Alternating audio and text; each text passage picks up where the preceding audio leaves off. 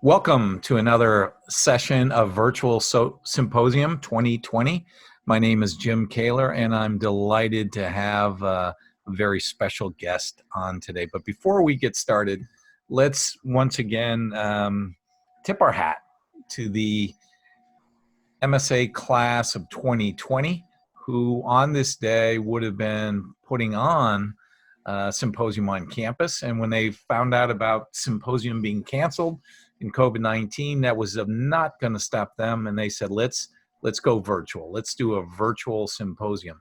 In particular, I'd like to thank the tri-chairs and really the three students behind the scenes that have been carrying all the heavy weight on this production. And that's Kayla, from my left to your right, Kayla Robles, Christian Greider, and Paige Johnson. So Kayla, Christian, and Paige, thank you so much for everything that you've done to pull this off. Today, we've got a very special guest and a dear friend in Andy Dolich, and I think it's only appropriate that we save this session to the final one of our tape sessions and introduced the first ever distinguished alum at Ohio University. Andy, you won that award back in 1982. So 2 years from now, we'll have to get you back to celebrate the 40th anniversary of our first ever distinguished award. Welcome aboard. Thank you, Jim. And to the class, I'd like to thank each and every one of them because they represent creativity and innovation. And back in 1982 or 1971, when I was listening to your intro, we couldn't do a virtual symposium. We would have to send a letter by Pony Express to Court Street to do the symposium. And I'm looking at that picture and then unfortunately looking at my current video.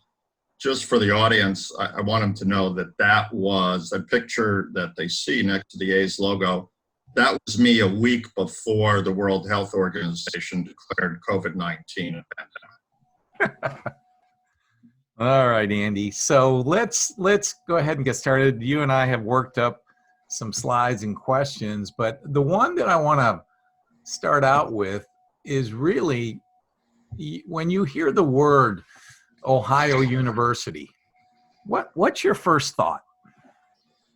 Bobcat brothers and sisters, that we have an incredible group of men and women, from those who are going to start the program to those who were there back in my day and decades in between, that have stayed in touch with each other, that have worked together, that have competed against each other, not just in this country, but around the world. And the strength of that team, the Ohio University sports management team, is what I think about when I hear from any Bobcat, and what I think about might be missing in today's world as we continue the battle about COVID-19, that we don't see enough teamwork and leadership.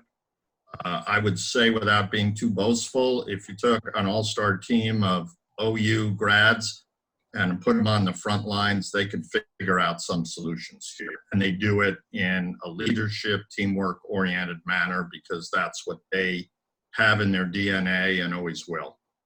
Cool. All right, so let's, in preparing for this, one of the things that we talked about was the career path. Where would life have taken you without Ohio University?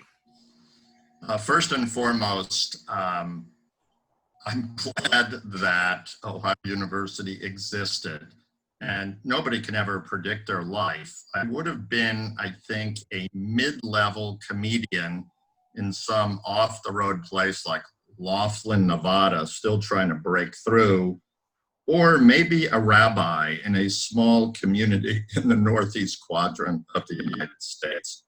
For me to think about where I've been since 1971 is, and I've spoken to many students, I'm your poster child. If I could have had the career in so many different stops through the world of sports, then anyone could do it. I just tell one quick story.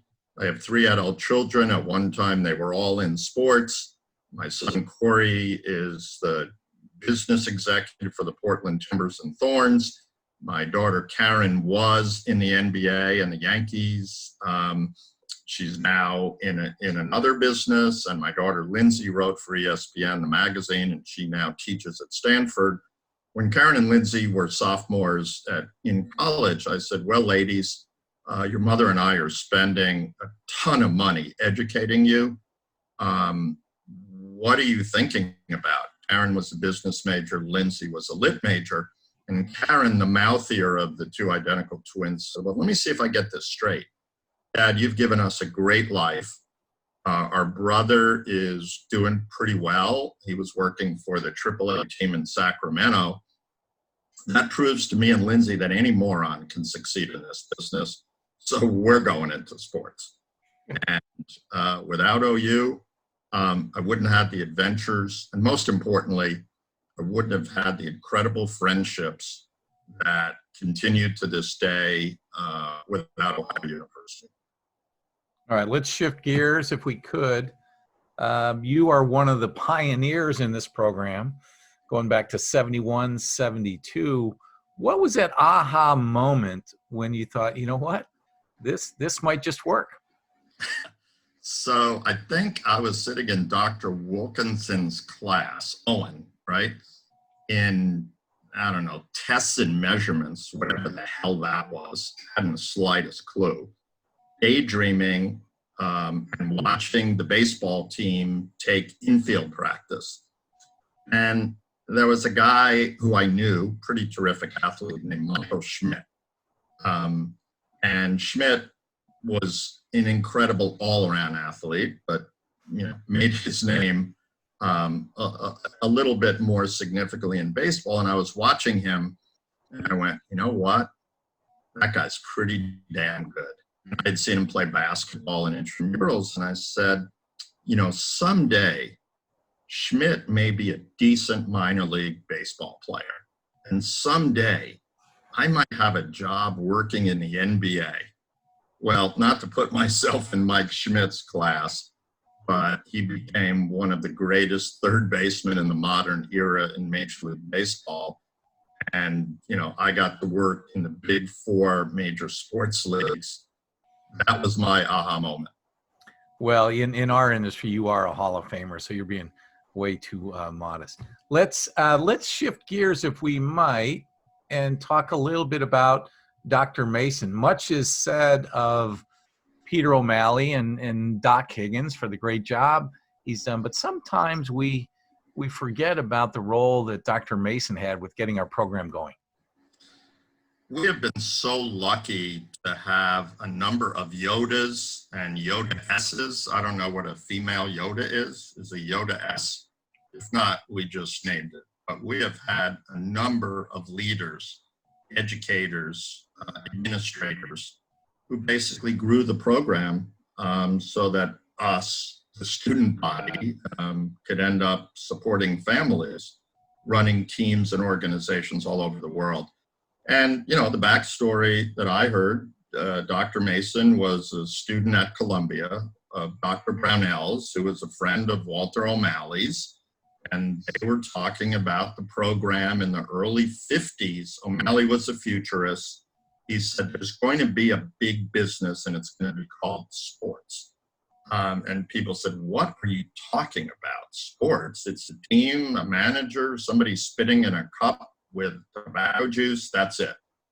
And when the Dodgers moved west to LA, when they couldn't build a new ballpark in Brooklyn, which I think is the site of where the Nets played today, Dr. Mason, if memory serves me correctly, he couldn't deal with the liberalism of Columbia, New York, and he went to a bit more conservative city town like Athens.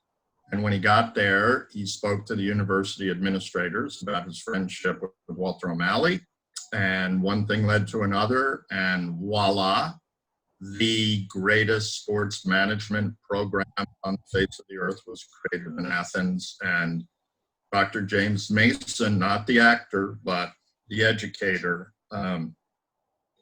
helped me personally. And when I think of all the great people, they literally were Yodas. They saw the future, they had amazing power, and they made us, the early classes, take some of the slings and arrows so that classes in the future would have better jobs, better internships. Well, and based on the history that I've come into, when Dr. Mason got it through, it actually started as a master's in physical education with a specialization in sports administration. So some of our early students, and you might have been one of them, had to take a couple of phys ed classes. Oh, I was. Curriculum, yes. I was, when I got that letter back, congratulations. It wasn't congratulations. It's thank you very much, but sorry. But if you would take these PE courses, so I was a government international politics major at American U, and they said, yeah, your grades are so-so. Yeah, you have some sort of athletic background, but you don't have any PE credits. And I said something like, WTF? I don't know that WTF existed at that time, and I surely didn't say it. But they said, well, if you'd come here in the summer and take bowling, no bullshit, bowling, tests and measurements, that class with Owen, and some other godforsaken the teaching of intramural sports. And I happened to be the student intramural director in my last 2 years at American University, running a program of an undergraduate group of 5,000, but I had to take that. And I willingly did. And when I got, I guess, decent enough grades, I was admitted as a full-time student. So I was whacked around for that summer. Well, how was your bowling game?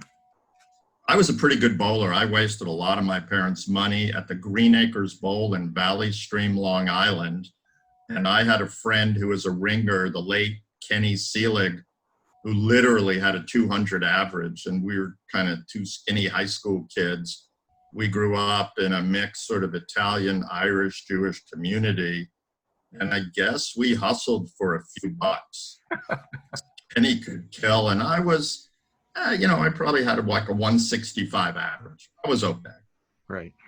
All right, let's move on. You and I have been talking about this idea of yours for years now. And I think if COVID-19 would have happened 10 years ago, people would have perfected the concept of virtual season tickets. But maybe now it'll really take off. So share with our audience your thought and vision on virtual season tickets. Well, I'm coming back in 1 second. All right, I'm moving to my multifunctional international office, and you see Bruce Bochy there, the manager of the Dodgers, but I don't want him to be the only guy, right? So these are my Gear VR glasses, and years ago, I became a big believer that virtual reality wasn't going to remake the world, but there are so many people that want to be at an event. Let's say we're in the real world. They want to be at Super Bowl. They want to be at the Olympics, but they can't be there. What better way than the breakthroughs in virtual technology and bring them there? And so I've been pushing it, but it doesn't seem that anybody out there in the real world has been able to monetize it. A lot of teams are experimenting. Now we live in an age where who knows when fans will be back at the stadium. And I would expect the next great leap of virtual entertainment is going to move forward. The challenge, Jim, has always been this. This is clunky. You look like a bee on steroids, and it takes away the socialization that we're all missing today. So until that gets miniaturized, maybe to real glasses or some other faction, I think they're still going to struggle. But I think virtual season tickets or the ability to virtualize people's immersion in the actual events that they can't get to, especially with social distancing now, is going to see a breakthrough. Right now, in talking to Corey, have you got any insights on where Major League Soccer will be with a relaunch and to get the season going? Well, that's another question, goes back to the original point. Nobody knows when, and I mean that nationally. And I separate sports from our lives. Again, our focus is on our family, our friends, getting back to some sort of normalcy. There's a lot of talk about the new normal. I happen to believe it's going to be the new abnormal, but as you know, I'm a Brooklyn-born cynical wise ass. But seriously, MLS had played a few games like some other sports. Don Garber is, I think, done a terrific job as commissioner. And one of the responses that Adam Silver has given, which I sort of believe in, is I need to tell people when I don't know.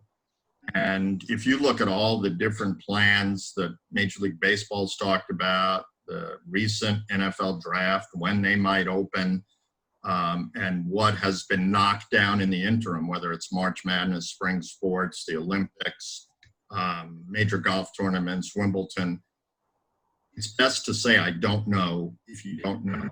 And Corey, my son, who works for the Timbers and Thorns, they just don't know. In a worst case scenario, I believe that all sports, including the NFL, will not play in 2020, and that they should literally all come together, use their maximum strength to help us in our daily lives get back to some sense of normalcy. I know that sounds apocalyptic, but I keep thinking about the first games. The NFL could play games without fans and make money, you know that.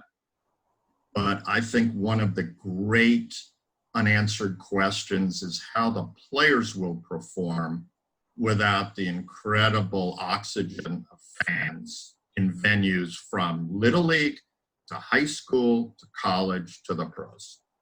Okay, so we wanted to keep this interview light and lively, but several years ago, I saw you bring an exhibit out at the National Sports Forum. I think it was Memphis. Right.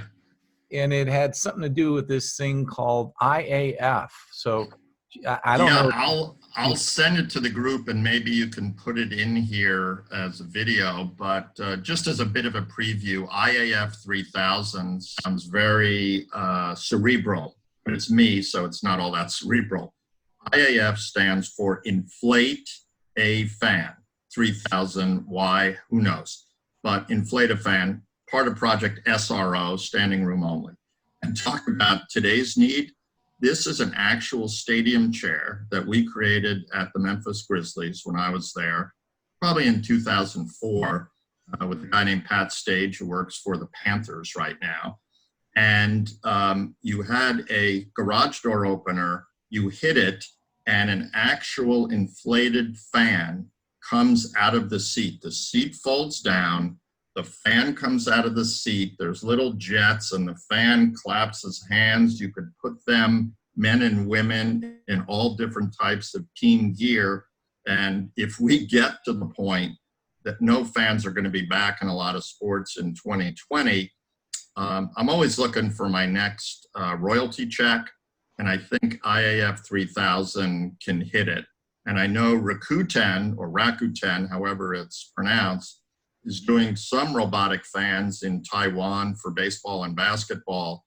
And for those with institutional knowledge, there's a scene in the movie Airplane, I won't say anything more, where the co-pilot loses his inflation level, and I'd leave it at there because this is a family type program. Okay, so if you've got some video of that, I would love. I will send it. We'll tack it on at the end of this video. All right, so closing questions. I'm going to hit you with some very kind of like an Abe Madcore style, some quick hitters, and you can just riddle them off. Okay. You got it.